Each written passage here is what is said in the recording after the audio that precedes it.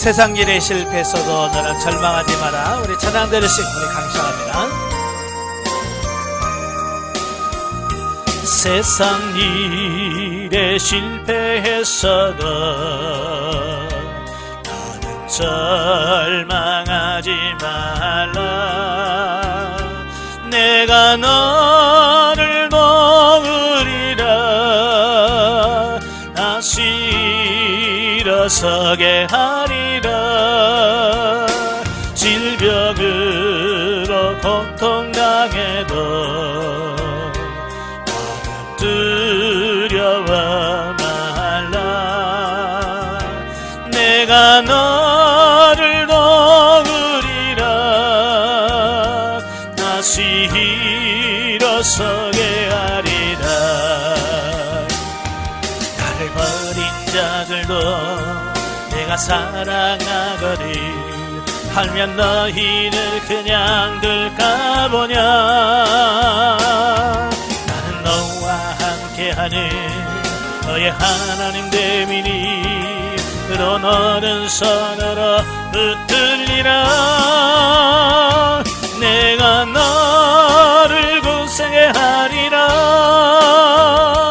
너를 크게 사용하리라.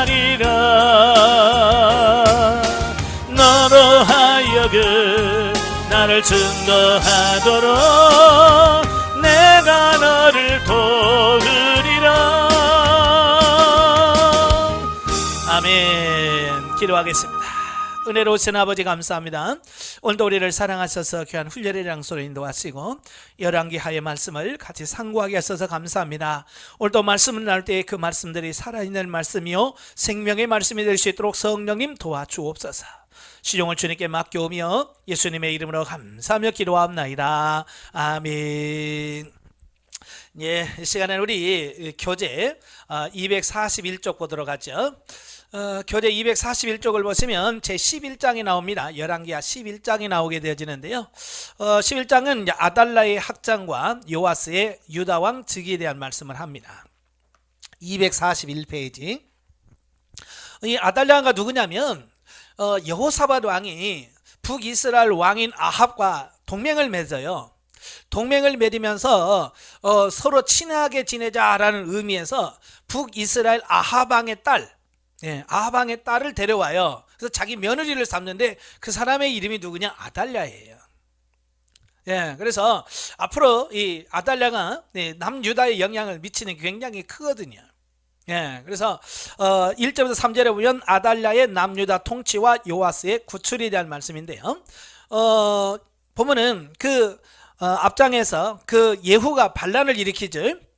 북이스라엘에서 반란을 일으킵니다. 그래서 아합 왕가를 진멸하고 자기 나라를 예후 왕가를 건설하게 되어지는데 그 와중에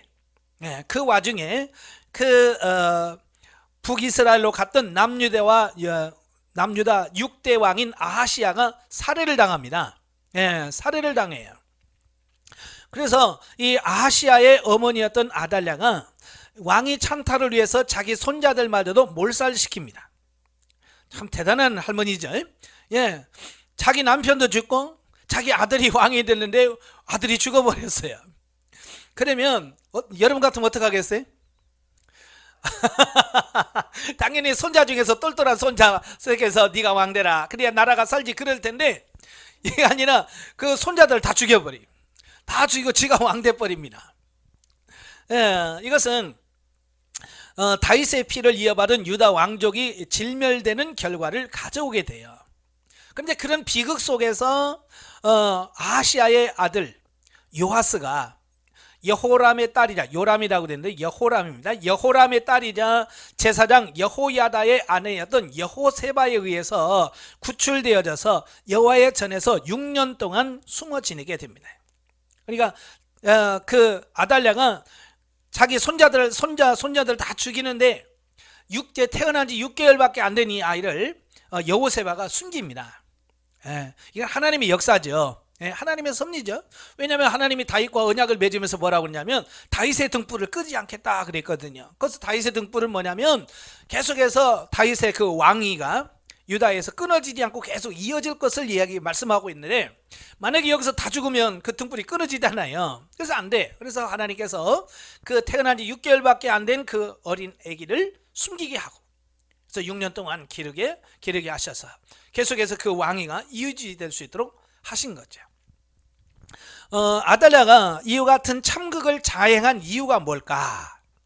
물론 지가 왕이 되고 싶은 어떤 그런 권력욕도 문제가 있겠습니다만은, 그녀가 아합과 이세벨 사이에서 태어난 딸로서 자기 친정인 아합 왕가에 속한 자가 남김없이 죽임을 당한 것에 대한 어떤 복수하려는 마음을 가졌기 때문이다 라고 보는 겁니다. 다시 말하면 하나님께서 예후를 통해서 아합 왕가를 철저하게 징벌하셨죠. 그래서 하나님이 예후를 선택한 것은 뭐냐?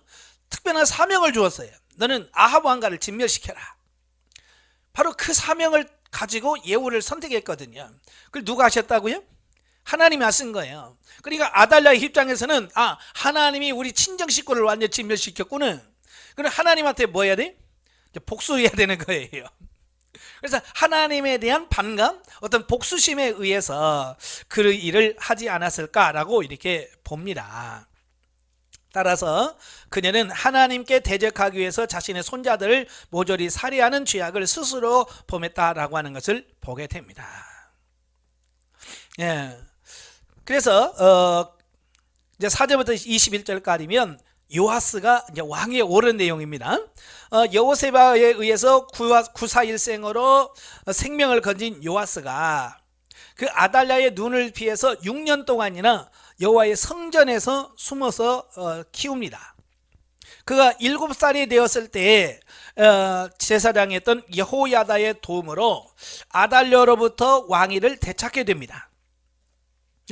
다윗 왕가의 회복을 꾀하던 제사장 여호야다는 아달랴의 악정 아래서 유다 왕국에 죄악과 우상숭배가 만연해가는 것을 더 이상 묵과할 수가 없어서 백부장들과 궁중 호위병들에게 요아스 왕자의 생존을 알리고 그들의 지지를 받아서 요아스의 즉위식을 거행하게 되어지는 거죠.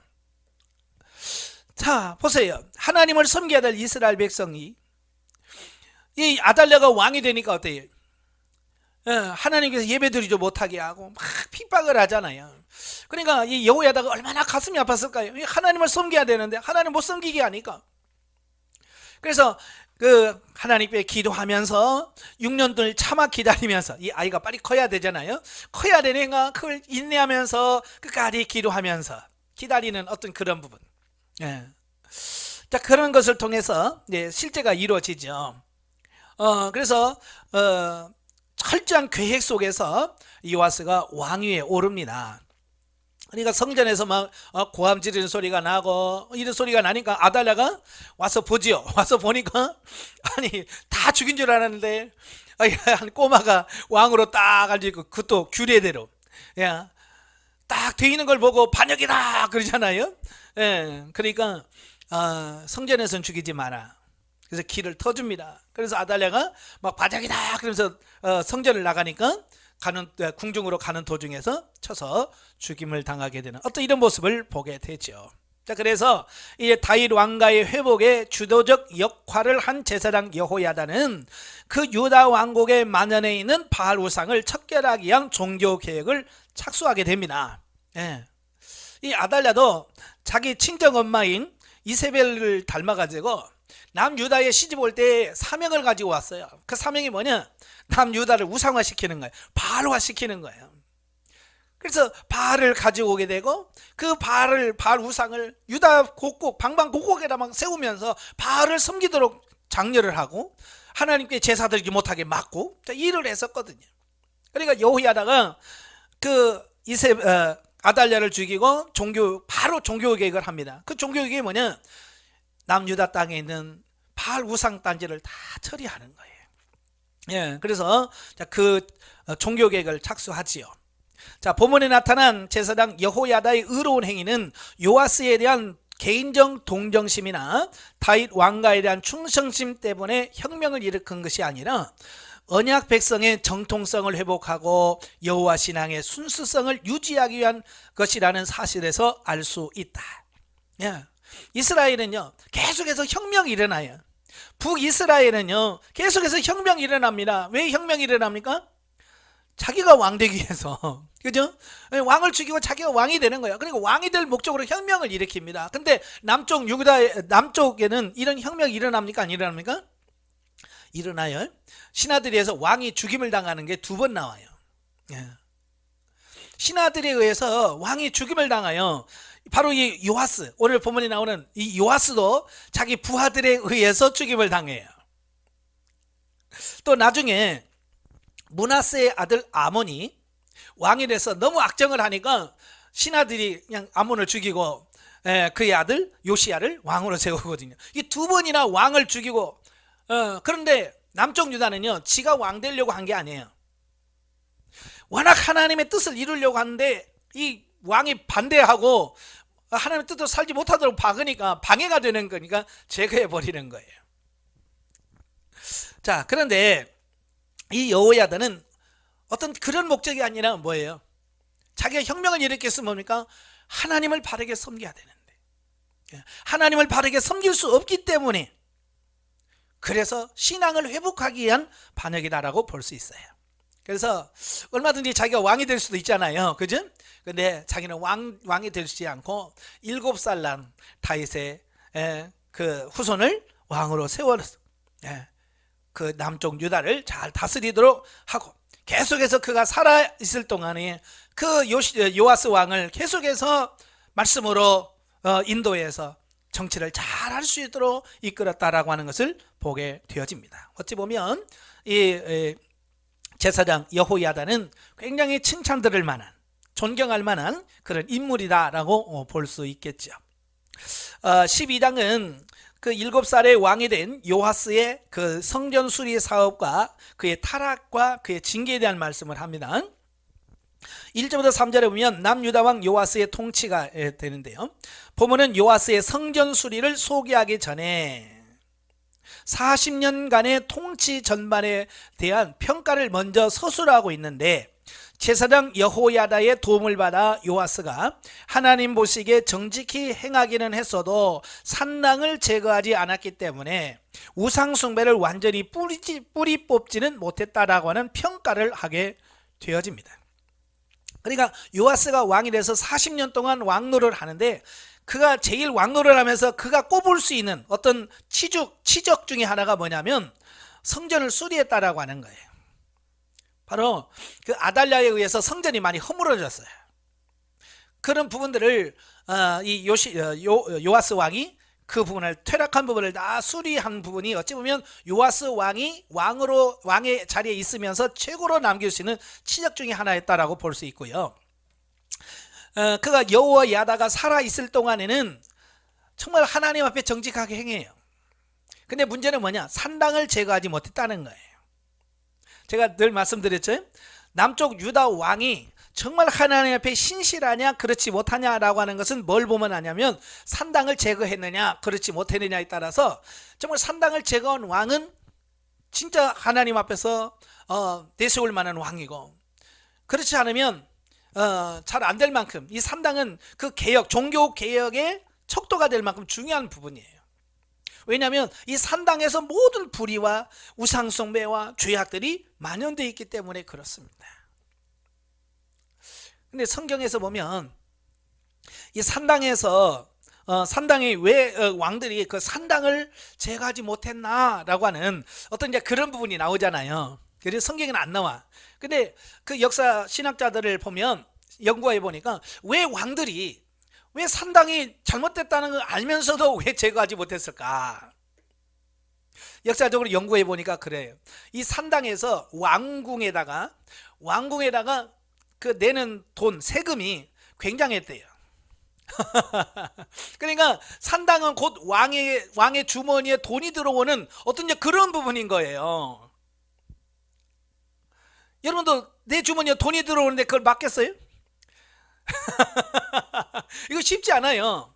정말 하나님 앞에 정말 나는 하나님 아니면 안 됩니다 라는 이런 확고한 신앙이 없이는 이 돈 둘은 이걸 거부할 수가 없는 거예요.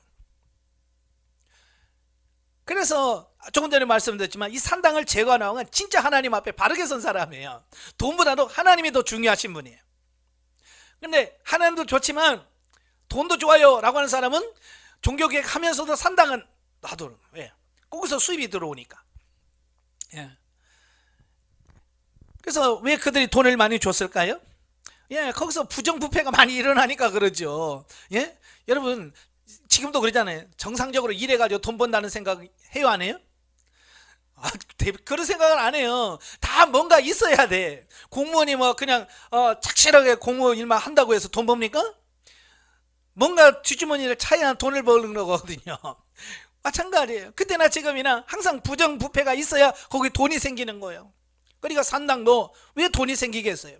뭔가 비리가 있고 부패가 있으니까 돈이 들어오고, 또 그걸 어떻게 무마시키려고 하니까 궁궐에다가 돈을 바쳐야 되고, 이런 악순환이 계속 반복이 되어지는 이런 부분이다 라고 이렇게 볼 수 있습니다.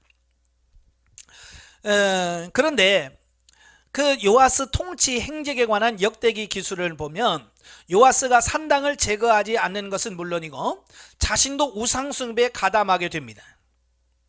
예, 그러니까 여호야다 제사장이 살아있을 때는 못해요. 근데 여호야다 제사장이 죽고 나니까 어떠냐면 어린 나이에 왕이 됐을 때 그 든든한 뒷배경, 이 모든 것을 제공한 사람이 누구냐면 여호야다 제사장이 딱 뒤에서 버텨줬거든요. 근데 이 여호야다 제사장이 나이가 많아서 죽어버렸어. 그러니까 든든한 백이 어떻게 돼요? 없어져 버린 거예요. 그러니까 이 요아스 왕이 이거 어떡하지? 가다가 하나님 눈치 보고 하나님 앞에 해야 되는데 그때부터 사람 눈치 보기 시작하는 거예요. 신하들 보세요. 왕은 어린데 신하들을 막 나이 많은 신하들이면 전하 그래서 막 하니까 이 젊은 사람이 주눅이 들겠죠. 그래서 그 신하들의 눈치를 슬슬 보기 시작하는 거예요. 근데 이 신하들이 신앙 안에서 바르게 서 있다면 문제가 없겠죠. 이 신하들도 보면 타락한 신하들도 있고, 그래서 그들 눈치 보다가 하나님 신앙을 잃어버린 거예요. 그래서 점점점 자기도 우상에 빠지게 되고 결국 자기도 우상을 섬기는 자리에 빠져버려요. 그래서 여호야다 제사장이 살아있을 때는 잘했는데 그가 죽고 나니까 그 모든 것을 다 잃어버린 거예요. 그래서 자기가 우상을 숭배하고 따라가는 이런 모습들을 보게 돼요. 자, 이런 걸 보면서 그 요아스 왕이 여호야다 제사장을 통해서 배운 것이 정말 영적인 거냐 아니면 겉모습만 보고 배운 거냐라고 하는 부분이죠. 예. 우리가 신앙생활에도 우리 영혼 안에서 변화가 일어나고요, 영혼 안에서 새로워져야 바르게 살 수 있지, 겉모습 조금 바뀌었다고 해서 되는 것은 아닌 거예요. 겉모습 조금 바뀐 것은요 문제 생기면 금방 엎어져요. 그죠? 예.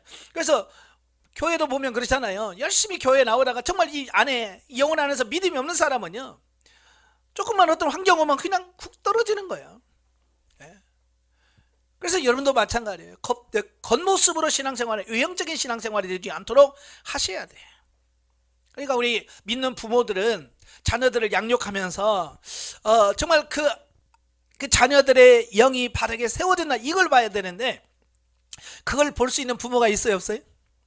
없어요. 뭘 봐요? 오늘 교회 갔니? 네. 됐다.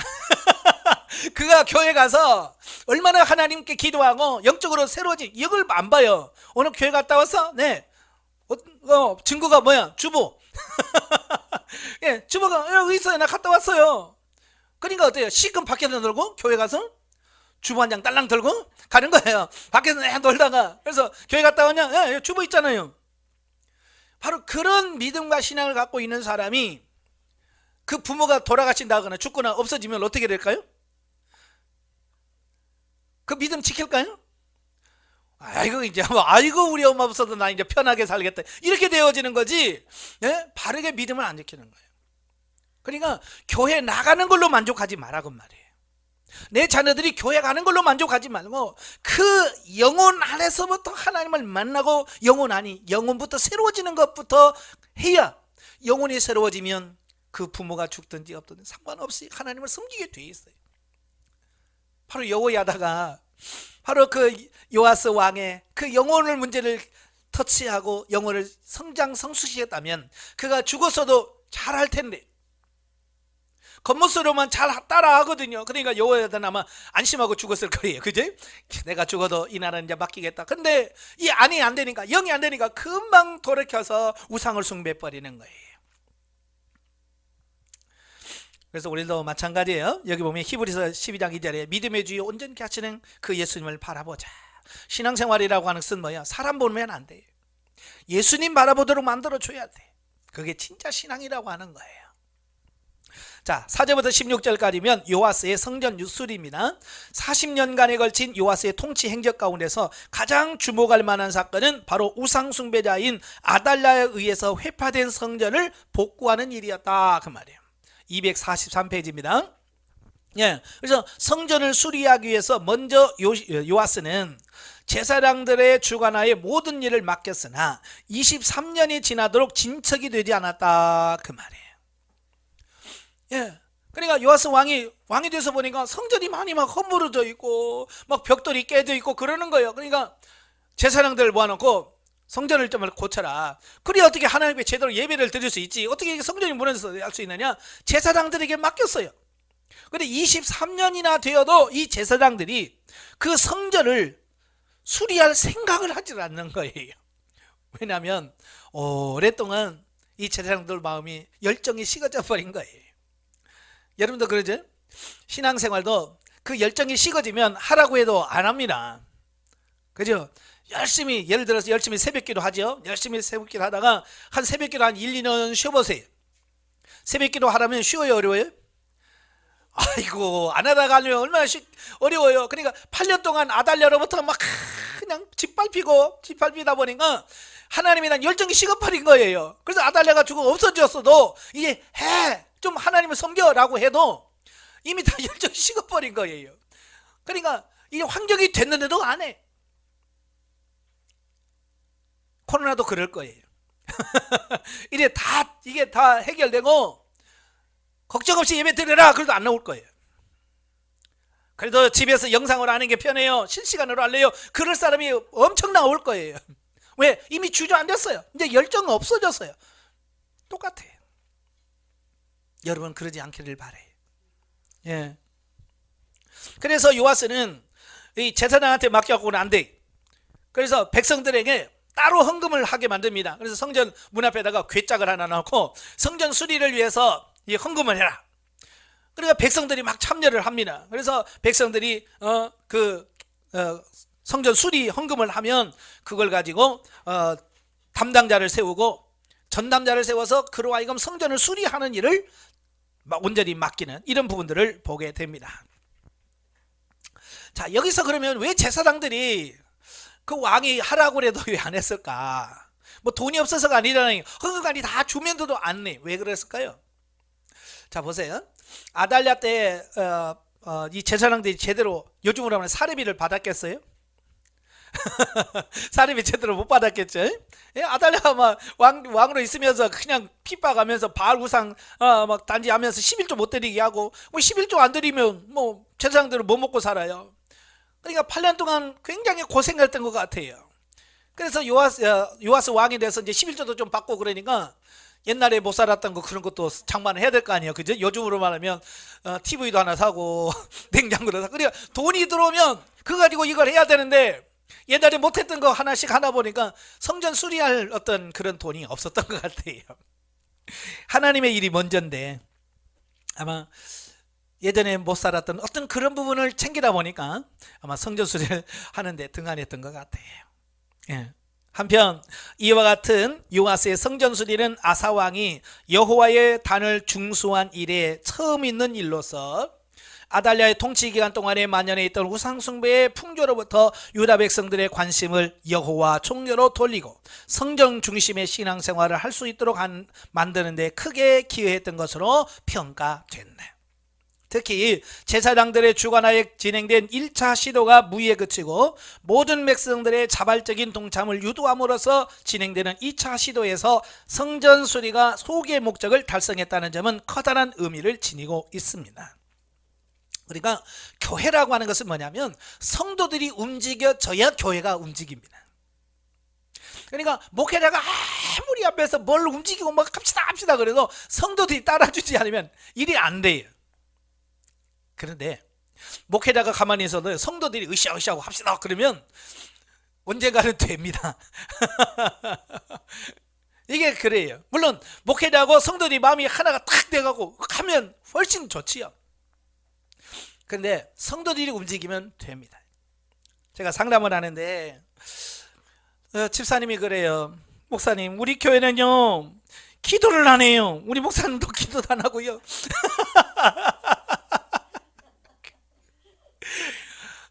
기도해야 되겠네. 우리 교회는 기도를 안 해요. 어떻게 해요?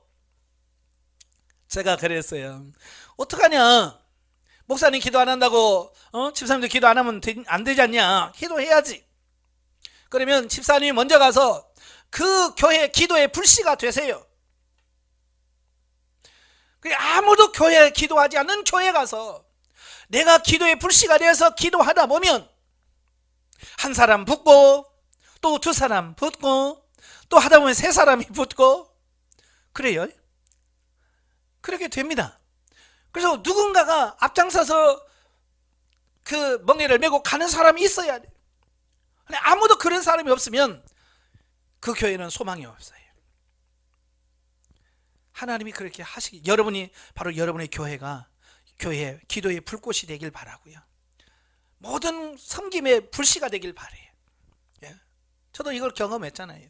제가 20살 때에 시골에 있는 교회로 갔어요. 가니까 물론 이제 나름대로 기도를 한다고 하지만 교회 기도 열심히 한다고 하지만 기도를 교회에서 하는 사람이 없어요. 근데 하나님께서 저에게 육신의 질병을 주셨어요. 그래서 저는 이 질병 고치기 위해서 밤마다 100일 작정을 하고 밤마다 교회에서 철야 기도했어요. 20살 때. 아무도 오지 않는 그 교회에서 저 혼자 기도했어요. 60일을 기도했어요. 그러다가 어느 날 사건을 통해서 집사님, 권사님 한 분씩 붙기 시작하더라고요. 예. 젊은 것이 멀리 와가지고 아파가지고 저렇게 울고 있는데 권사님이 집에 가서 자려고 하면 내가 울고 있는 내 모습이 기억나는 거예요. 그 집에서 편히 잘 수가 없는 거예요. 그러니까 아이고 모르겠다, 나도 가서 같이 해야지. 그래서 권사님 한 번 붙고 또 집사님 한 번 붙고 또 권사님 붙고 집사님, 나중에 6명이 이제 철야 멤버가 돼가지고 밤마다 그 교회가 기도의 불씨를 붙기 시작한 거예요. 지금은 엄청나게 큰 교회가 됐어요. 그 출발점이 저 한 사람이었어요.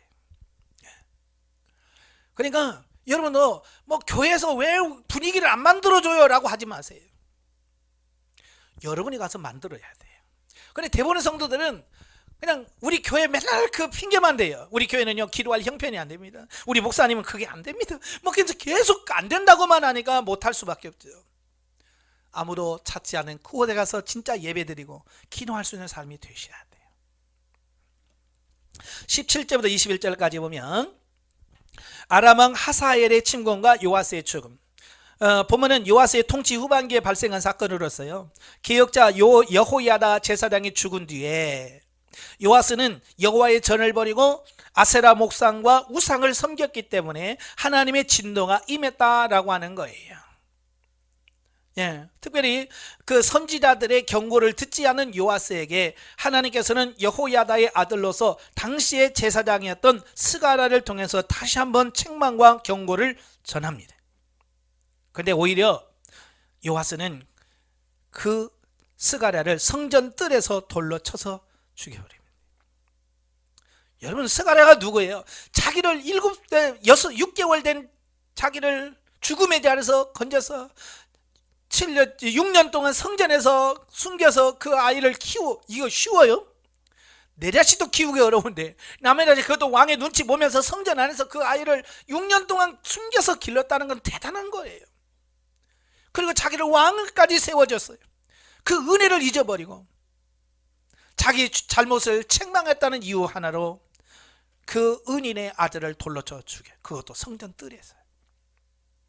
그러니 그가 승리할 수 없지.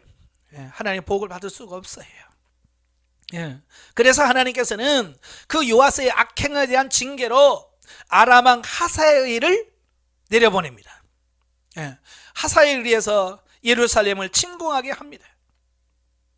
그래서 아람 왕 군대의 공격을 받게 되냐 회개하고 하나님께 돌아올 생각을 안 하고 그 궁중에 있는 보물과 성전에 있는 보물까지, 이 성전에 있는 보물은 지수라고 준 거 아니잖아요. 그죠? 제사장들의 생활비와 교회 성전을 위해서 하나님을 위해서 드렸던 그 돈까지 다 빼가지고 그 아람 왕 하살에 주고 일단 위기를 모면합니다. 그런데 그 모습을 보고 있던 신하들이 그게 아니잖아요. 그죠? 그게 아닌 걸 아는 거예요. 그래서 신하들이 반란을 일으킵니다. 그래서 그 요아스를 죽여버려요. 그 요아스를 죽이고 그의 아들을 왕으로 세우는 이런 부분을 보게 됩니다. 그래서 역대기에서는 그가 그런 비극적인 죽음을 당한 이유를 설명합니다. 제사장 여호야다의 아들의 피로 인하여. 여호야다의 아들 스가랴 제사장이면서 선지자의 말씀을 듣지 않고 무지한 그를 돌로 쳐 죽인 죄값이 이렇다라고 분명히 말씀해 주고 있습니다. 하나님의 심판은 반드시 공의롭습니다. 반드시 그대로 돼요. 영적 예보죠. 4절부터 6절 요아스 왕은 성전 수리의 일을 제사장들에게 맡겼으나 제사장들은 맡겨진 직무에 소홀하고 성전 수리를 위해 모아진 돈을 원래의 목적대로 사용하지 않았다. 이 본문은 오늘날 각 개인에게 맡겨진 하나님의 일을 소홀히 여기는 우리의 모습을 보여주고 있다. 그러니까 구약의 제사장은 오늘날 누구예요? 구약의 제사장은 오늘날 누구예요? 어서 목사님이요? 그러니 아니요. 물론 목사도 제사장이죠. 당연히 제사장입니다. 그럼 목사만 제사장이냐? 아니요. 여러분이 다 제사장이에요. 여러분이 하나님 나라의 다 제사장들이에요. 그러니까 이걸 보면서 나를 봐야 돼요. 아, 내가 지금 하나님께서 내게 이런 물질들을 주셨다면 이 물질을 내가 제대로 지금 하나님께서 주신 목적대로 쓰고 있나? 이걸 되돌아보셔야 되는 거예요. 근데 우리는 나에게 적용을 안 해요. 우리 목사님 돈 잘 쓰나? 재정 잘 쓰나? 이러고 이렇게 감시하고 그건 아닌 거예요. 구약의 제사장은 오늘날의 성도 자신들이에요. 여러분 자신들이 제사장이라고요. 그러니까 하나님께서 내게 이 많은 지금 복을 주셨잖아요. 그죠? 여러분이 잘 수 있는 집을 주셨고 생활비를 주셨잖아요. 누가 주셔서? 하나님이 주신 거예요. 그것을 내가 지금 제대로 쓰고 있나? 이걸 점검해 봐야 돼요. 13장으로 가지요. 13장은 이제 북왕국 여호아하스와 요아스의 통치 및 엘리사의 마지막 사역이 나옵니다. 1절부터 9절 북이스라엘 왕 여호아하스의 통치. 보면은 요람을 죽이고 북이스라엘 왕이 된 예후에 이어서 북이스라엘의 제11대 왕으로 제의한 여호아하스의 행적에 관한 언급으로 특히 17년간에 걸친 그의 통치 기간 중에 아람 군대의 침공을 핵심적으로 부강시키고 있습니다. 그 이유는 아랍 왕가의 죄악과 우상 숭배에 대한 심판의 도구로 사용된 예후 왕가가 역시 하나님 보시기에 정직하고 의로운 길을 가지 않았다는 사실을 드러내기 위함인 것이다. 그러니까 타락한 아합 왕가를 진멸하고 심판하기 위해서 세움받은 예후인데 그 아합 왕가를 제거했으면 자기는 똑바로 살아야 될 거 아니에요. 그죠? 똑바로 살아야 똑바로 안 사는 거예요. 지금 우리나라도 비슷하지? 탄핵하자 그래서 쫓아냈어요. 자기가 대통령이 됐으면 잘해야 되잖아요. 자기들이 정권을 잡으면 잘해야 되잖아요. 못하는 거예요. 똑같아. 이 말은 무슨 말이냐면 남의 거 가지고 개혁하면 안 돼요. 남을 개혁하는 게 아니라 나부터 개혁해야 돼요. 아시겠죠? 그러니까 적폐청산을 하기 전에 나부터 내 안에 있는 적폐부터 청산을 해야 돼. 내 안에 거부터 청산을 해야지. 내 건 안 하고서 남부터 막 하면 밖에 것 어느 정도 되면 이게 드러나 버려요. 그러니까 적폐 청산 해놓고 어느 사이에 자기가 적폐 청산의 대상이 돼버리는 거예요. 아시겠죠? 개혁이라는 게 그런 거예요. 남을 바꾸려고 하면 안 돼. 나를 바꾸려고 해야 돼. 제가 늘 계속해서 말하는 게 뭐예요? 가정에서 남편 바꾸려고 하지 마라. 남편 바꾸려고 지금까지 잔소리 많이 해봤잖아요. 부부싸움 수없이 해보고요. 짐도 싸보고 보따리도 싸고 나가보기도 해보고 심지어는 도장 찍다고 이혼사까지 갖다 놓고 도장 찍어! 변하던가요? 그때만 알고 잘못했어 그래놓고는 변화가 없어요. 왜냐? 내가 안 변하면 안 변하게 돼 있어요. 개혁은 나부터 하지 누구에게부터 안 해요. 바로 예후왕가가 왜 실패하느냐? 외부는 했는데 정작 중요한 내부의 개혁은 이루어지지 않았어요. 그러니까 와합왕가를 진멸해놓고도 자기도 똑같은 죄를 또 짓고 있는 거예요. 그러니까 또 하나님의 심판의 대상이 돼버리는 거예요. 비록 북이스라엘에서 바알 우상은 제거했지만 여로보암이 만든 금송아지 우상을 숭배하는 죄악에 떠나지 않았던 예후의 본을 받아서 그의 아들 여호아스도 여호와 보시기에 악을 행하며 금송아지 숭배에 빠져 있었다.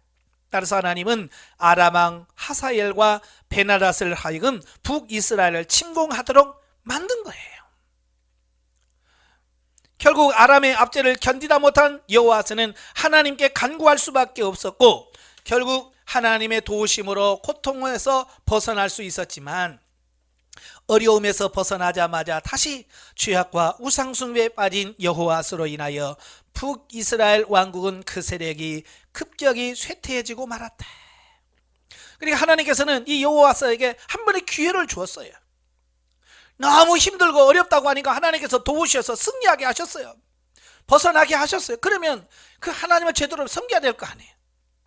그런데 사람이 뭐 화장실 갈 때 마음하고 나올 때 마음이 다르다고. 예? 어려웠고 막 힘들 때는 막 하나님 어쩌고 저쩌고 하다가 이제 살만하니까 언제 그래 싹 잊어버리는 거죠. 하나님께서 분명히 그에게 첫 번째 기회를 주었어요. 다시 회생할 수 있는 살 수 있는 기회를 주었어요. 그런데 그가 하지는 못했어요. 기회를 놓친 거예요. 여러분 기회라고 해서 날이면 날마다 있는 게 아니에요. 하나님께서 주어질 때 그 기회를 잡아야만 되는 거예요. 10절부터 13절에 보면 북이스라엘 왕 요아스의 통치. 이 왕들의 이름을 보면 남유다 왕하고 북이스라엘 왕 이름이 똑같은 이름이 많이 나와요. 그죠? 그러니까 이 사람이 북이스라엘 왕이야 남유다 왕이야. 에? 금방 남쪽 유다라고 했는데 또 보면 북이스라엘 왕이 되고요. 네, 이름이 동명이인이 많아요. 그래서 이 부분을 잘 정리를 해야지, 그렇지 않으면 혼돈할 수 있습니다. 여기도 마찬가지예요. 남쪽 유다의 왕의 요아스도 있었지만 북이스라엘 왕의 또 요아스도 있었습니다. 이 요아스 역시 예후와 그의 아버지 여호아스처럼 금송아지 숭배에서 떠나지 않았기 때문에 여호와 보시기에 악을 행한 인물로 평가를 합니다. 하지만 이상하게도 엘리사 선지자에 대해서만은 매우 극진한 태도를 보였기 때문에 아람 제국에서 빼앗겼던 영토의 일부나마 회복하는 정치적 업적을 남길 수가 있었다라고 하는 거예요. 그러니까 이 요아스 왕이 돼서 자기 아버지나 할아버지는 잘 안 그랬는데 이 요아스는 그래도 이 선지자를 존대하고 선지자를 좀 존경하는 이런 마음을 갖고 있었어요. 그러니까 하나님께서 그 선지자를 귀중하게 여기는 그 마음으로 하나님께서 복을 주셨어요. 여러분 역대하 20장 20절에 보면 여호사밧 왕이 전쟁에 나가면서 한 말이 있어요. 그게 뭐냐면 너희는 너희 하나님을 신뢰하라 그리하면 견고히 서리라. 그의 선지자들을 신뢰하라 그리하면 형통하리라 그랬어요. 선지자의 말을 듣고 그 말을 잘 들으면 형통하게 된다. 선지자가 누구예요? 하나님의 말씀을 받아서 선포하는 사람이에요. 그러니까 선지자의 말은 곧 하나님의 말씀인 거예요. 그러니까 선지자를 신뢰한다는 말은 하나님의 말씀을 신뢰한다는 거고, 선지자의 말을 듣는다는 것은 하나님의 말씀을 듣는다는 얘기예요. 그러니까 결국 하나님께서 복을 주실 수밖에 없고 형통할 수밖에 없는 거예요. 여러분도 선지자를 존중하시고 신뢰하시고 순종하시기를 바래요. 그때 하나님이 여러분을 형통케 하십니다. 자, 14절부터 21절까지는 엘리사 선지자의 죽음에 대한 내용이 나와요. 예후가 기름 부음 받은 사건 이후에 전혀 언급이 되지 않았던 엘리사 선지자의 행적이 갑자기 본문에 소개되고 있습니다. 그런데 옛날에 막 그런 기적과 이적을 베풀던 그런 엘리사가 아니라 이제 병이 들어서 죽음에 앞둔 그런 모습을 보게 돼요. 사람은 누구나 다 이렇습니다. 천년만년 다 살지 못해요. 그러니까 하나님께서 기회 주셨을 때 잘 하시길 바래요. 그렇다고 해서 엘리사가 뭐 잘못했다는 얘기 아닙니다. 예, 아마 엘리사는 자신의 마지막 예언과 죽음의 본문에 언급되는 이유는 북이스라엘 왕 요아스의 행적을 설명하는 데 있어서 매우 중요한 역할을 차지했기 때문이라고 추측을 할 수 있어요. 그러니까 엘리사 선지자가 병들어 죽었다는 말을 듣자 이 요아스 왕이 병문안을 가는 거예요.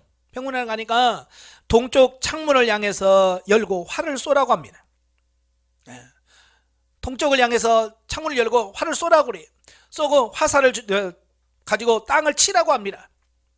그러니까 이 요아스 왕이 3번 투닥 하고 안 해. 이 3번만 했다는 것은 뭐예요? 열정이 없다는 얘기고요. 그 선지자의 말에 100% 신뢰하지 않고 하라고 하니까 마지못해서 그냥 해. 하는 신용만 했다는 얘기예요. 우리가 그러죠. 교회에서는 어디서나 누가 상 받을 때 정말로 그 사람이 진짜 상 받는 게 좋으면 어떻게 박수 칩니까? 우와! 치죠. 근데 내가 미운 사람이 상을 받아. 내가 싫은 사람이 상을 받아. 그럼 어떻게 해요? 에이. 이거죠. 바로 이런 거예요.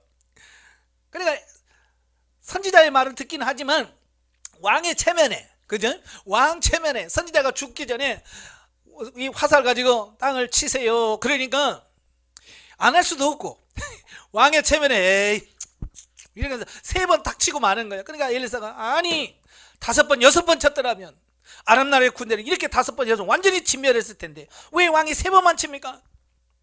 그래서 3번만 이길 겁니다. 3번만 이긴다고 예언을 합니다. 그래서 역사에 보면 그대로 되어지는 것을 보게 됩니다. 예, 그러니까 신앙의 열정을 좀 가지셔야 돼요. 뜨거운 마음이 있어야 돼요. 아시겠죠? 예. 그리고 247쪽에 보시면 본문의 마지막 부분에 엘리사 선지자의 사후에 발생한 이적이 소개되어 있어요. 엘리사가 죽어서 무덤에 들어갔을 때 어떤 시체를 엘리사의 무덤에 딱 던졌는데 그 엘리사 죽은 시신이 딱 닿자마자 그 죽었던 사람이 벌떡 일어났어요. 살아났어요. 기적이 일어난 겁니다. 자, 이건 뭘 의미하느냐? 죽었던 사람이 살아났어요. 이건 예수 그리스도의 죽음으로 인해서 온 인류가 구원을 받고 영생을 얻는다라고 하는 하나의 예표가 되어지더라 라고 하는 것을 보게 되고요. 결국 우리도 나중에 예수님께서 공중에 구름 타고 오실 때 이 땅에 이미 죽어서 썩어지고 없어졌던 우리 육체가 부활합니다. 그죠? 다 부활해서 이제 하늘에 있던 영과 부활한 육체가 하나가 돼서 부활체로 되어질 겁니다. 바로 이것을 예표적으로 보여주는 겁니다. 22절 25절까지 보면 엘리사의 마지막 예언이 성취된, 자, 앞에서 소개된 엘리사의 마지막 예언이 성취되는 과정으로 아버지 요아스와 아람왕 하스가 아람왕 하사엘에게 빼앗겼던 영토는 아들 요아스에 의해서 부분적으로 회복됨으로써 북이스라엘 대외 군사적 외교적 이상이 제기되었는데요. 본문은 이러한 사실은 이스라엘에 대한 하나님의 은혜와 연관지어서 설명하고 있다라고 하는 거예요. 그러니까 아무리 타락한 백성이라 할지라도 하나님은 조그만 하나님의 말씀대로 살려고만 하도 그 살려고 마음만 먹은 그것만 가지고도 복을 주시고 은혜를 베푸시더라. 예, 다 해서가 아니에요. 우리가 완벽해서 복을 받는 게 아니에요. 여러분, 완벽해서 복 받으려면 누가 받을 수 있겠어요? 이 세상 사람 치고 완벽한 사람이 있어요? 없어요. 완벽해서 하나님의 복을 받는다? 그러면 이 세상에서 하나도 없어요. 그런데 하나님은 그의 중심 안에서, 이 중심에서 하나님의 말씀대로 살려고 하고 지키려고만 하고 마음만 먹어도 하나님 복을 주신다는 것을 보게 됩니다. 중심 보시는 그 하나님께 중심을 들여서 순종하시기를 바라요. 따라서 우리는 본문을 통해서 시공간을 초월하여 자신의 언약에 늘 신실하신 하나님의 성품을 발견하게 되며 언제 어느 곳에든지 하나님의 약속을 굳게 바라보고 의지하는 절대 실망치 않게 된다는 교훈을 얻게 된다. 자, 이 영적 이해는 원래 이제 14장 영적 이해인데요. 제가 교재를 편집하면서 제가 잘못했어요. 14장 하고 하죠. 자, 넘겨서 14장 남유다의 제9대 왕 아마샤와 북이스라엘 제13대 왕 여로보암 2세의 통치. 이 남유다 왕은 아마샤고요. 북이스라엘은 여로보암 2세입니다. 이때가 솔로몬 이후, 솔로몬 왕이 죽고 난 이후에 최대로 나라가 부강하고 어쩌면 잘 먹고 잘 사는 시기가 이 시기예요.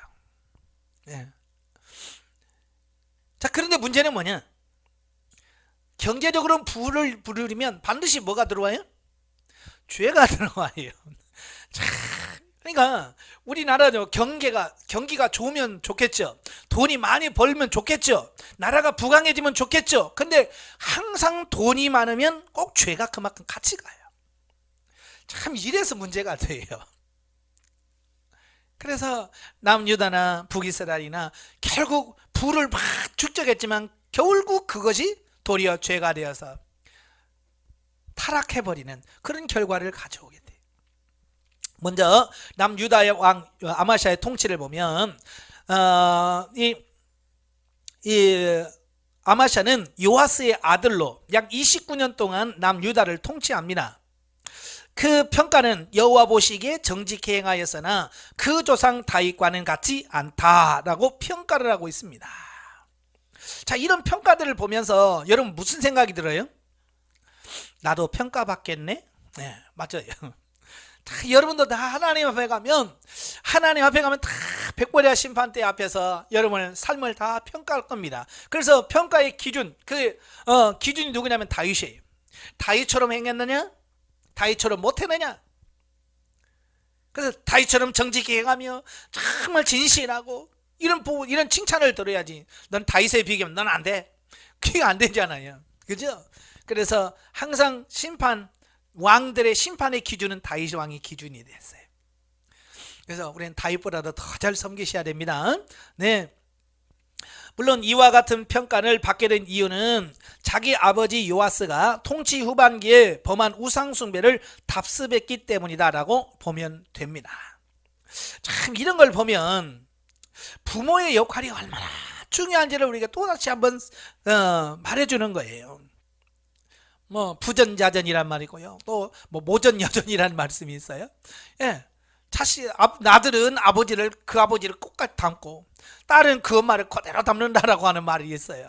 그러니까 부모가 바른 생활, 바른 믿음, 바른 신앙생활을 보여줘야 여러분의 자손들이 그걸 보면서 바르게 신앙생활할 수 있을 거라는 거예요.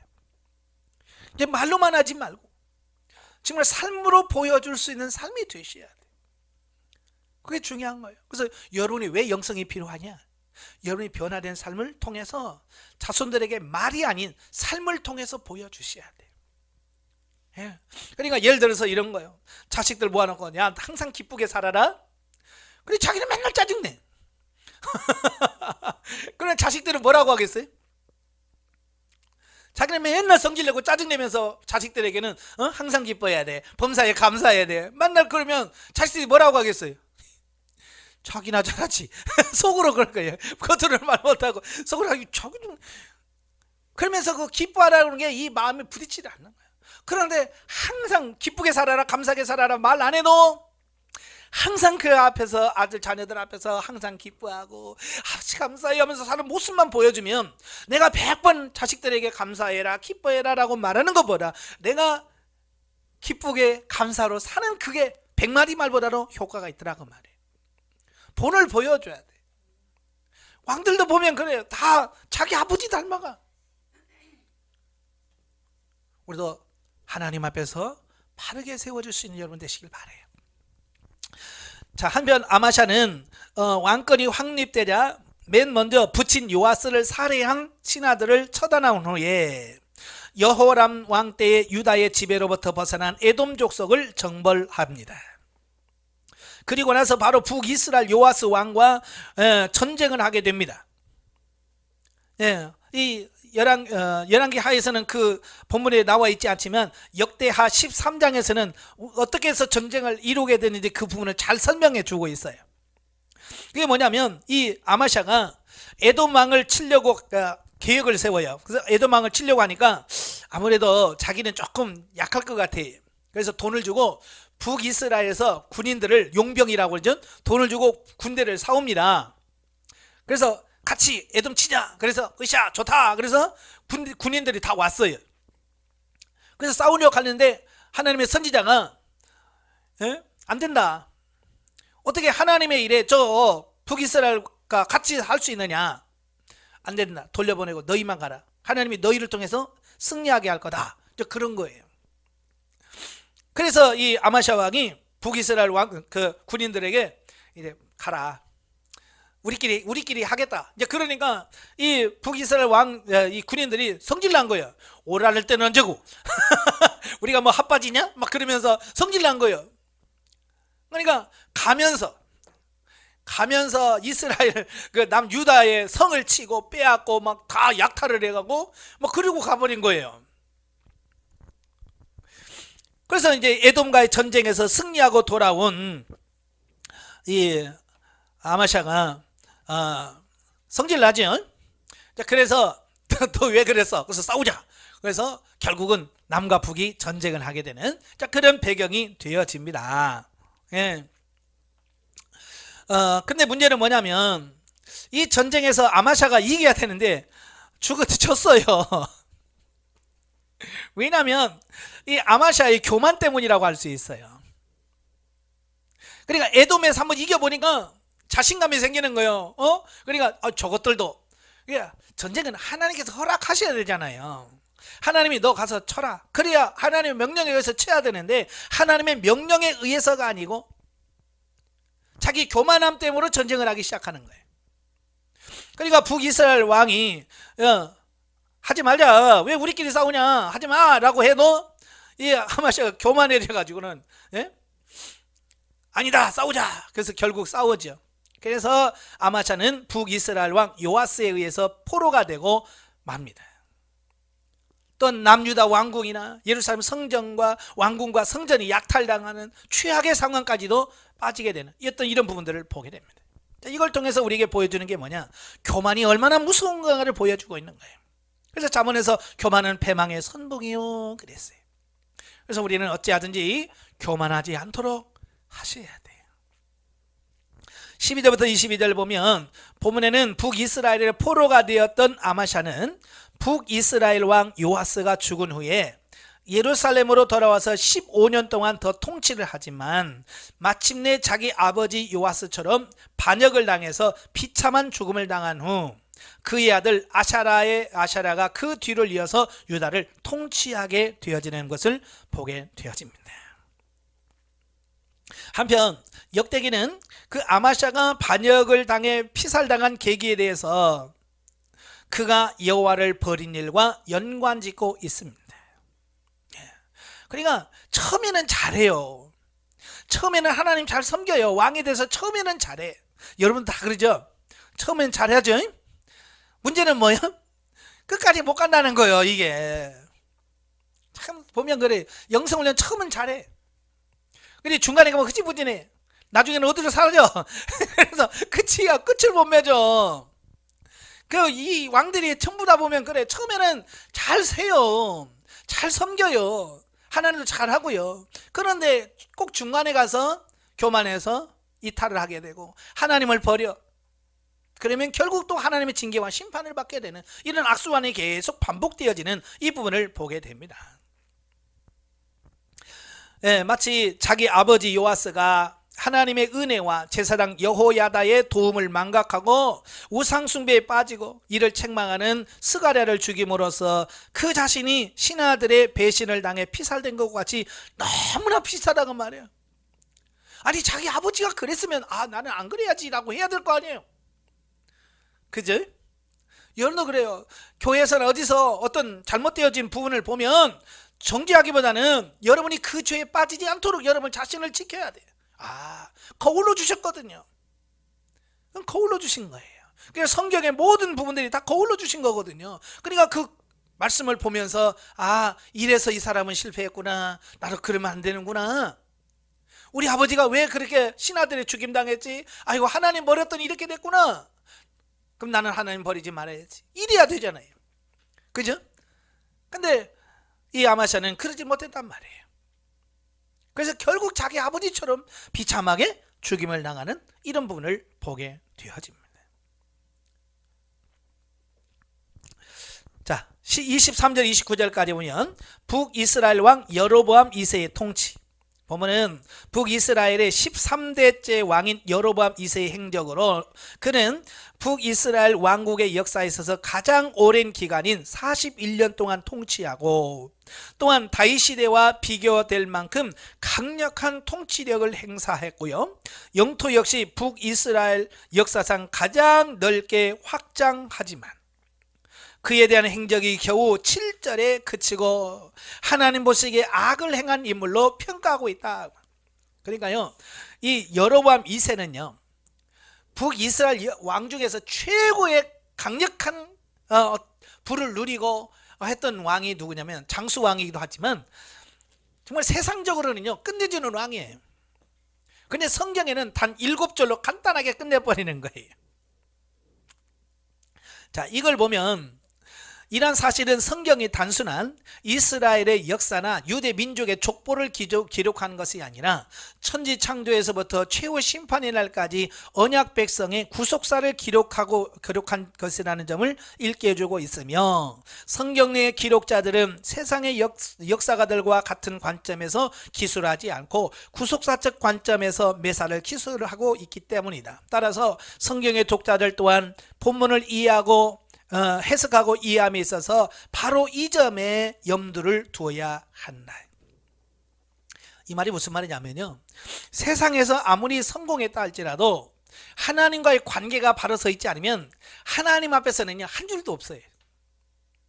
세상에서 뭐 대통령이 돼서 무슨 뭐 업적을 남기고 뭐 전 인류에 예를 들어서 뭐 3대 성인 4대 성인에 들어갈 만큼 위대한 일을 했다 할지라도 하나님 앞에서 서면 그 행적이 뭐라고 썼을까요? 평생 하나님 섬기지 아니하고 죄만 짓고 살았다, 이렇게 평가됐을 거예요. 이건 뭐냐, 세상의 기준과 하나님의 기준이 다르다는 거예요. 평가 기준이 달라요. 그래서 우리는 하나님 앞에서 어떤 평가를 받을 것인가, 내가 하나님 앞에서 어떻게 살 것인가 라고 하는 부분에다가 초점을 맞춰야 돼. 이 실패한 왕들을 보면 하나님 앞에서 어떻게 살 거냐라고 하는 것보다는 자꾸 사람 눈치 보면서 사람들이 나를 뭐라고 볼까, 사람들이 나를 어떻게 평가할까, 여기 사람을 자꾸 의식하다가 실패하게 돼요. 여러분, 세상에서 사람 의식하지 마세요. 그렇다고 해서 뭐 사람 무시하라는 말이 절대로 아닙니다. 우리는 하나님 앞에서 사는 삶, 하나님 앞에 사는 사람이 사람 앞에서 그렇게 살겠어요? 아니에요. 하나님 앞에 정직한 사람은 사람 앞에도 정직합니다. 한편 41년간에 걸쳐서 북이스라엘을 통치한 여로보암 2세가 본문에 나타난 바와 같이 하맛 어귀에서부터 아라바 바다까지, 즉 남쪽으로는 홍해의 아카바만에서부터 북쪽으로는 유브라데 강 근처까지 영토를 확장할 수 있었던 것은 당시의 국제 정세와 결코 무관하지 않다.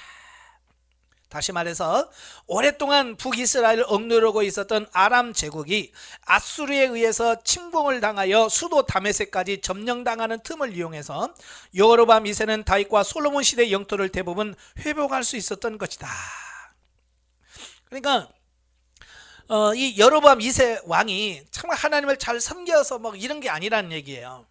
그때 당시 국제 정세가 그럴 수밖에 없었어요. 그게 뭐냐면 그 북이스라엘은 아람이란 나라가 계속해서 공격을 했어요. 그래서 아람 나라에다가 나라도 빼앗기고 요단 동편도 다 빼앗기고 힘들게 살았어요. 그런데 아수르라는 신흥 강대국이 생긴 거예요. 이 신흥 강대국이 아수르라고 하는 큰 나라가 서면서 이 아람 나라와 전쟁을 합니다. 전쟁을 하니까 이 아람 나라가 모든 그 전쟁을 어디다 하겠어요? 아수르와 싸우니라고요. 이 뒤쪽에는 이스라엘은 신경을 못 쓰게 돼요. 더군다나 그의 수도인 다메섹까지 다 이제 아수르에게 넘어갔어요. 그때 국경이 허술한 틈을 이용해서 군대를 끌고 와가지고 옛날에 빼앗겼던 거 다 뺏어와 버려요. 그러니까 이런 국제 정세 그 부분을 잘 이용했다라고 볼 수 있겠지만, 물론 이제 그런 부분도 하나님께서 허락한 부분이죠. 물론 이와 같은 외부적 요인에도 본서의 기록자가 언급하고 있듯이 아람의 압제에 시달려온 이스라엘 백성들을 긍휼히 계시는 하나님의 자비와 구원의 손길이 여로보암 2세의 치하에 북이스라엘 왕국이 누린 번성의 진정한 요인이었다.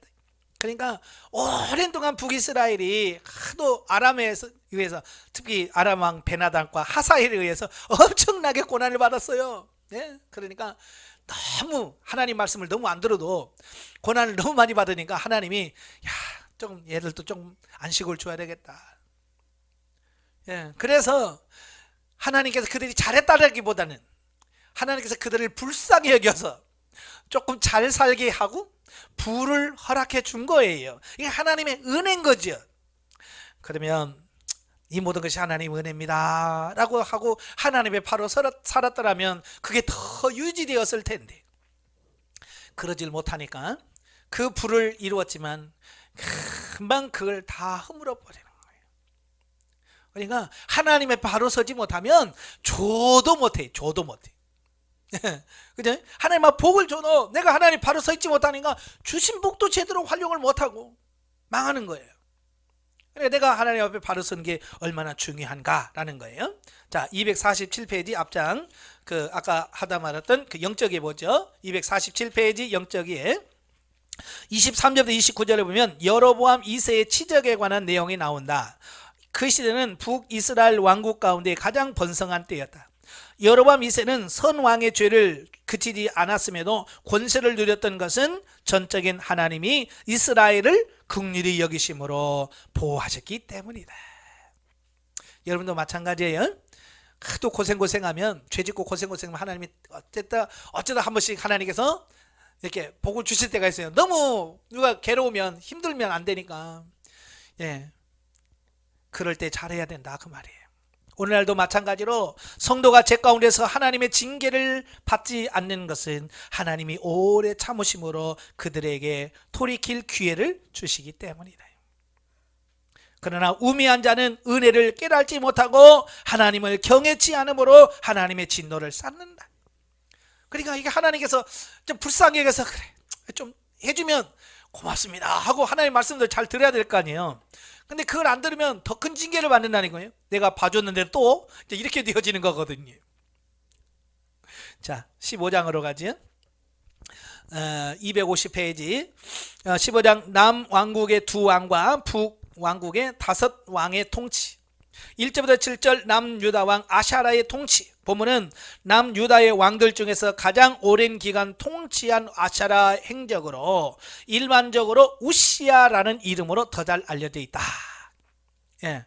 그래서 역대하는 우시야로 되어 있는데 여기는 아샤라로 되어 있기 때문에 아샤라와 우시야하고 다른 사람인가? 그렇게 생각할 수 있는데 같은 사람입니다. 예. 아샤라는 약 52년간 남유다를 통치했습니다. 자, 이 아샤라도 초기에는 선지자 스가랴의 도움으로 하나님 보시기에 정직히 행하였기 때문에 블레셋을 정복하고 또 암몬으로부터 조공을 받는 등 국력을 강성케 만들었습니다. 참 그래요. 하나님의 말씀대로 살면 하나님 막 복을 주십니다. 여러분도 마찬가지예요. 하나님은요 복을 못 줘서 환장하신 분이에요. 하나님은 복을 못 줘서 환장하신 분이에요. 우리가 그래서 조금만 이쁜 짓만 하면 하나님 막 복을 팍팍 주실 분인데 우리가 그 조금 이쁜 짓을 안 해. 좀 이쁜 짓도 합시다. 하나님 앞에 하나님 앞에 이쁜 짓을 좀 하라고. 그럼 막 하나님에서 복을 주시네. 여러분 명절 때 보면 손자 손녀들 와가지고 재롱 떨잖아요. 뭐 가수들 나와서 하는 것보다 잘해요 못해요? 이거 막 노래도 아니고 춤도 아니요. 가수들에 비해서 하면 근데도 그냥 막 흉내만 내가 막 엉덩이만 흔들어도 야 최고다 근데 막 주머니 열어서 막 5만 원짜리 주잖아요. 하나도 마찬가지예요. 우리가 잘해서가 아니에요. 그죠? 하나님 앞에서 조금만 이쁜 짓 하면 나온다니까. 근데 우리 그 조그마한 이쁜 짓은 안 해. 그래서 좀 하나님 앞에 이쁜 짓 좀 합시다. 예, 기도하고 찬송하고 하나님 말씀에 순종하시고. 이 아샤라도 마찬가지예요. 처음에는 잘했어요. 그러니까 하나님께서 막 블레셋 또 확 다치고, 예, 맨날 암몬에게 당하기만 했는데 이제는 그들에게 조공을 받습니다. 예. 그러니까 얼마나 그 나라가 강해졌어요. 하지만 스가랴 선지자가 죽은 후에는 몹시 교만해집니다. 예. 그 스가랴 선지자가 살아있을 때는 스가랴 선지자가 하나님의 말씀을 잘 전하고 그래서 그 말을 듣고 잘했지만 이 스가랴 선지자는 죽으니까 이제 교만해지기 시작하는 거예요. 그래서 뭘 하려고 하냐면 제사장들이 직무하는 그 성전에 들어가서 분향하는 거 있잖아요. 성소에 들어가서 분향을 하죠. 이건 누가 하는 일이에요? 그죠? 제사장들이 아침 저녁으로 들어가서 분향단에서 분향하는 건데 이 아샤랴가 교만해가지고는 내가 왕인데 왜 나보러 못하게 해? 내가 왕인데 비켜! 그러면서 자기가 가서 분향을 하려고 한 거예요. 여러분, 왕이 할 일이 따로 있고 제사장이 할 일이 따로 있잖아요. 아무리 왕이라도 제사장이 할 일을 하면 안 돼요. 그런데 이 교만하니까 자기도 하고 싶은 거예요.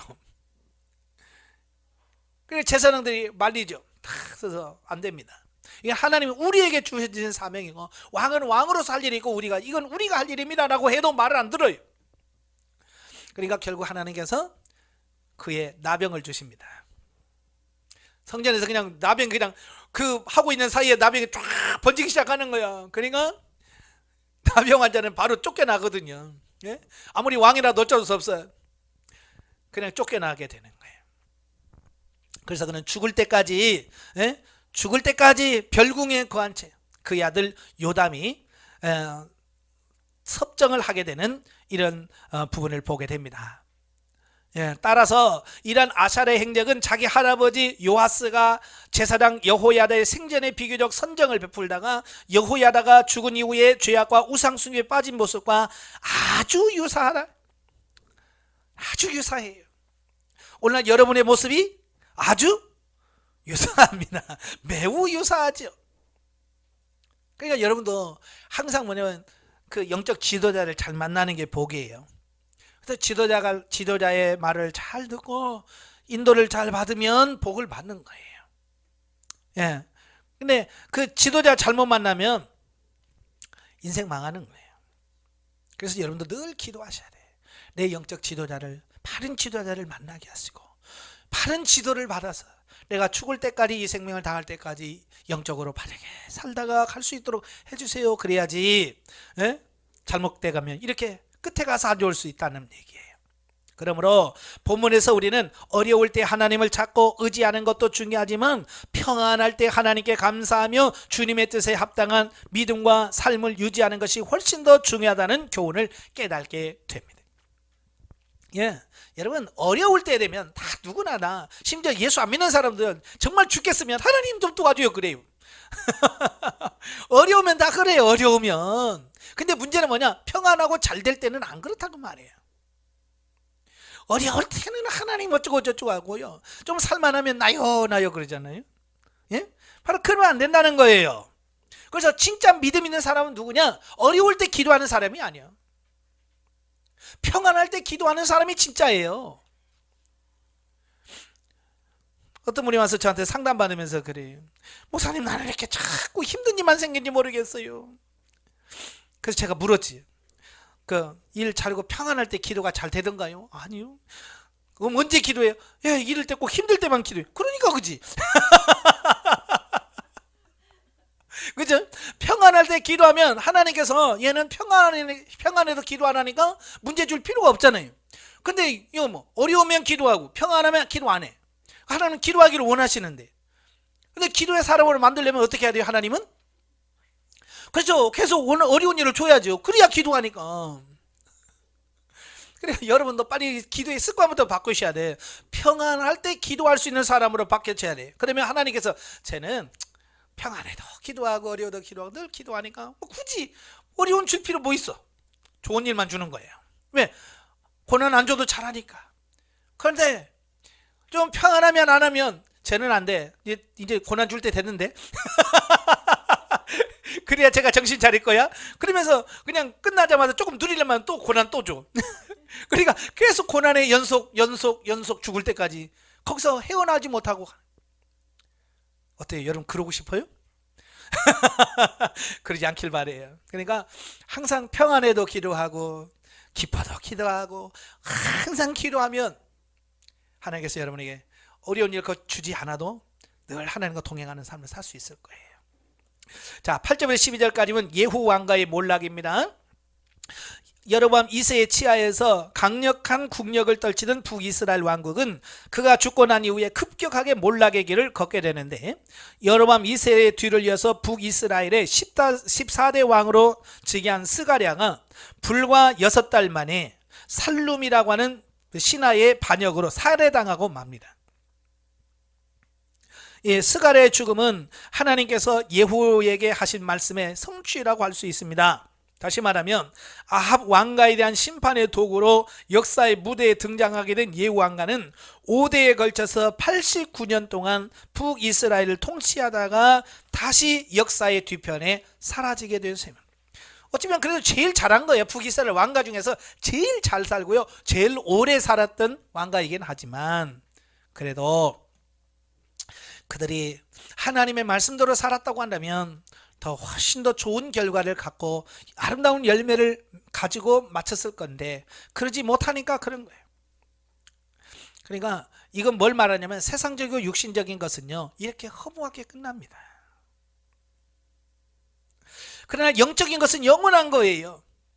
그래서 우리가 이 땅에 살면서 찰나의 어떤 행복을 위해서 살지 말고, 비록 지금은 힘들고 어렵지라도 영원한 행복, 영원한 하나님의 복을 바라보면서 사는 삶이 되어야 된다, 이걸 가르쳐 주는 거예요. 13절 31절까지 오면 북이스라엘의 혼란, 남유다 왕국이 아차라의 그 통치하에서 안정을 누리고 있을 즈음에 북이스라엘은 15대 왕인 살룸이 16대 왕인 무나엠, 또 17대 부가이야, 18대 베가에 의해서 차례대로 통치되지만 거듭되는 반역과 암살, 그리고 아수르 제국의 침공으로 인하여 엄청난 혼란의 상태에 빠지게 됩니다. 더구나 이와 같은 와중에서도 북이스라엘 왕들이 범한 악행과 우상숭배는 그 도가 지나쳐 하나님의 심판을 자초하게 되고 결국 멸망하게 됩니다. 그러니까 하나님께서 이런 기회를 많이 줬을 때 정신 차려야 되는데 계속해서 그걸 활용하지 못하고 하나님께 주신 기회를 놓쳐요. 그래서 자꾸 죄를 짓는 거예요. 그러니까 결국은 하나님께서 안 되겠다, 얘들 도저히 안 되겠다, 그래서 결국 망하게 돼버리는 거예요. 그래서 스가랴를 죽이고 반역을 일으켜서 왕위에 오른 살룸은 불과 한 달 만에 무나헴에 의해서 살해를 당해버려요. 그러니까 스가랴는 6개월 만에 살룸에 의해서 죽고, 또 살룸은 한 달 만에 무나헴의 반역으로 또 죽어. 여러분, 6개월 후에 왕이 바뀌고 또 한 달 후에 왕이 바뀌고, 그러니 그 나라가 제대로 되겠어요? 네, 말이 아니죠. 그래서 또 16대 왕인 무나헴은 아수르가 침공을 하자 많은 조공을 바침으로써 자신의 권력을 연장하는 데 일시적으로 성공합니다. 예. 그러나 결국 자기의 아들 부가이야 때에 베가가 반역을 해서 그 왕조는 2대 만에 또 그치고 맙니다. 북이스라엘 18대 왕이었던 베가는 철저한 반아수르주의자로서 자신의 통치 기간 동안 한결같이 반아수르 정책을 폈습니다. 그래서 베가는 북이스라엘의 혼란기에 보기 드문 20년간의 통치 기간을 유지할 수 있었다. 하지만 아수르의 영향력으로부터 벗어나기 위해 온갖 노력을 다한 베가였지만 하나님 보시기에 악한 죄와 우상 숭배로부터 벗어나는 시도는 전혀 하지 않았다. 따라서 그 역시 친아수르주의자였던 호세아에 의해서 반역을 당해 살해되는 운명에 처하고 말았다. 그러니까 하나님을 떠난 육신은요, 뭘 해도 육이에요. 이게 중요한 거예요. 하나님을 떠난 육에서 나온 모든 것은 다 육인 거예요. 그래서 요한복음 3장 6절 육에서 난 것은 육이요 영으로 만미한 것은 영이라 그랬잖아요. 근본적인 부분이 바뀌지 않으면 의미가 없어요. 그래서 결국 망하는 거예요. 32절 38절까지 보면 남유다 왕 요담의 통치입니다. 보면은 아샤라의 아들로서 남유다 왕국을 16년 동안 통치한 11대 왕인 요담의 행적으로 그는 자기 아버지 아샤라 통치 후기에 교만해서 나병에 걸리자 섭정을 한 바 있었기 때문에 비교적 선정을 베풀며 하나님 보시기에 정직히는 행하였습니다. 그러니까 자기 아버지가 하나님 앞 벌 받는 거 보니까 무섭겠죠. 나도 잘못하면 이렇게 벌 받는데, 그래서 나름대로 조심해서 합니다. 그런데 백성들의 고질적인 우상 숭배 풍조는 근절하지 못했고, 따라서 아람과 북이스라엘의 침공을 당하는 징벌을 받게 됩니다. 그러니까 하나님 앞에 잘 살면 되는데 못 살면 이렇게 힘을 잃어요. 한편 열왕기에 소개되어 있지는 않지만 역대기에 소개되고 있는 요담의 업적을 보면, 첫째, 여호와의 전 윗문을 비롯하여 여러 성읍들과 망대들을 건축하였는데, 이는 요담이 내적으로는 종교 부흥을 꾀함과 동시에 외적으로는 국방 강화에 시도했음을 보여주고요. 둘째, 암몬을 정복하고 조공을 받았는데, 이는 앞서 언급한 종교 부흥과 국방 강화 정책의 결과로 요담은 국력을 번성케 만들었는데, 암몬 정복이 바로 그 좋은 예였다. 그러므로 요람 치하의 남유다 왕국은 혼란을 거듭하고 있었던 북이스라엘 왕국의 상황과 좋은 대조를 이루어 본서의 독자들에게 하나님 보시기에 정직한 사람과 사람의 나라와 그렇지 못한 사람과 나라에 비해서 얼마나 축복을 누리는지를 비교 교훈해 주고 있다라고 하는 거예요. 그러니까 이걸 보면서 이렇게 하나님 편에 사니까 이렇게 복을 받고, 이렇게 하나님을 떠나서 우상숭배가 죄지면 이렇게 되는구나, 이걸 보란 말이에요. 성경을 보면서. 아시겠죠? 이 왕은 나쁜 왕이고 이 왕은 좋은 왕이고, 그렇게 평가라고 준 게 아니고 그들의 삶을 통해서 본받으라는 얘기예요. 우리도 이렇게 살면 망하는구나, 이렇게 하나님 말씀대로 살면 이렇게 행복하고 이렇게 복을 받는구나, 이 성경을 읽으면서 그걸 봐야 돼. 거울로 주셨으니까. 자, 영적에 봅니다. 아차랴는 하나님 앞에 정직히 행하는 자였으나 교만이 행하여 하나님의 징계로 나병에 걸리게 된다. 유다의 많은 왕들이 아샤랴 왕과 같이 처음에는 하나님 앞에 바르게 섰으나 변절하여 하나님으로부터 징계를 당하는 것을 보게 됩니다. 여러분도 마찬가지예요. 우리도 이렇게 변질하면 우리도 징계받아 망할 수밖에 없다는 거예요. 그러니까 변질되지 않기를 바랍니다. 우리는 변화되어야지 변질되면 안 됩니다. 변화는 좋은 쪽으로 우리가 바뀌어지는 걸 말하지만, 변질은 썩어서 못 쓰게 만들어지는 거거든요. 그래서 변질되면 안 돼요. 우리의 신앙 역시 믿음의 초보로부터 생을 마감하는 때까지 하나님을 사랑하며 성결하고 정직하게 살아야 하지만, 그렇지 못하기 때문에 인생의 괴로움이 가증되는 것을 알게 된다. 우리의 삶 전체의 주인이 하나님 되심을 매 순간 인정하고 순종하여야 한다. 우리가 삶의 주권을 하나님께 내어드리지 않고 자가 주인이 되기 때문에 인생의 갈등과 괴로움의 시간이 연장됩니다. 이걸 잘 기억하십시오. 자아파쇄가 왜 중요한지, 왜 자아파쇄를 해야만 되는지, 자아 중심으로 살면 이렇게 북이스라엘처럼 망할 수밖에 없다는 것을 우리에게 보여주고요. 그래서 남유다는 그래도 하나님 중심으로 살려고 하니까 그래도 그렇게 평안할 수 있었던 거예요. 우리의 신앙은 시종일관 하나님의 주권을 인정하고 행하는 삶이어야 한다. 육적 욕망을 과감히 벗고 한결같은 신앙의 절개와 믿음이 우리의 전생애 속에서 이루어지기를 소망하며 순종하며 나아갈 때 진정한 축복을 받게 될 것이다. 아멘.